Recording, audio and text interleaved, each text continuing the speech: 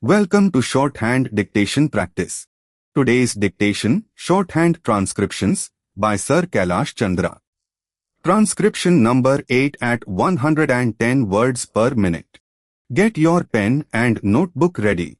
We will start the transcription in 5 seconds. 5, 4, 3, 2, 1. Start. Transcription number 8. In conclusion, I would like to say a word in regard to employment with which I have been dealing so far. According to the figures supplied, the number of displaced persons from Bangladesh employed through employment exchanges is only 37,000. This is very meager compared with their total number, which comes to 32 lakhs. According to the official figures, this is with regard to Bangladesh refugees. The number of displaced persons from Pakistan employed through employment exchanges is not very encouraging, but still it is 75,000. I would urge upon the Home Minister to take this into consideration and see that something is done to find employment for these people. Of course, there is some expenditure incurred on general education and vocational training. But when we look at the number of persons who have been given vocational training, we find that the number already trained and under training is only 17,000. This figure also seems to be very small, considering the magnitude of the problem before us. Some programs of general improvement have been undertaken by the government of West Bengal by way of setting up new industries, etc.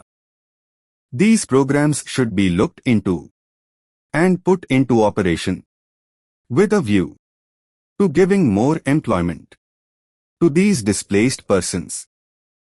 Within the limited time at my disposal, I shall limit my remarks to refugees from Bangladesh. The first thing which strikes one as one looks at the various brochures and publications that have been given to us is the amount of contradiction one has to battle against.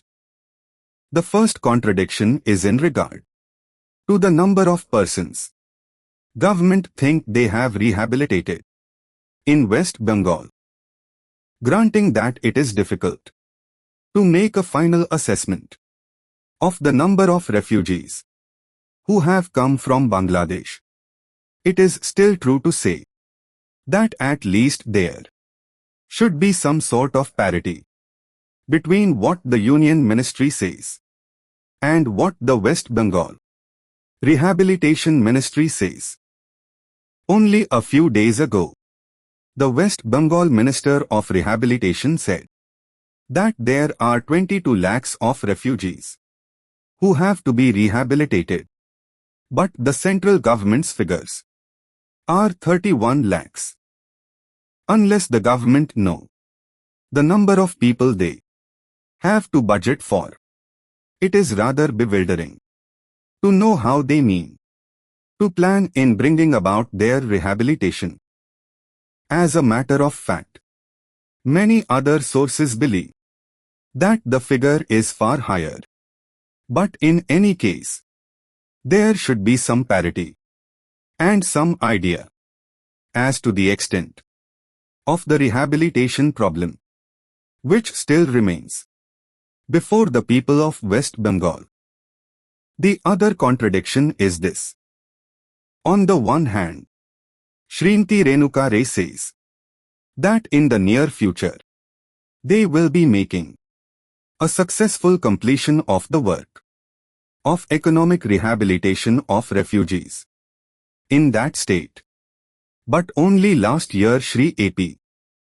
Jain said that as yet, the problem of the displaced persons from Bangladesh was a matter which was giving some concern. I really do not understand why. In spite of Shri AP. Jan recognizing that the problem is still quite serious. Shrimati Renuka Ray should have made such a statement.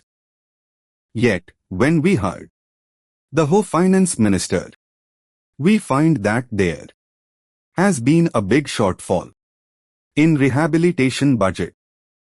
I think that if the fact-finding committee's report had been published, the assessment that we have rehabilitated about 50% of the people of Bangladesh who came over as displaced persons would have become quite clear in regard to its incorrectness.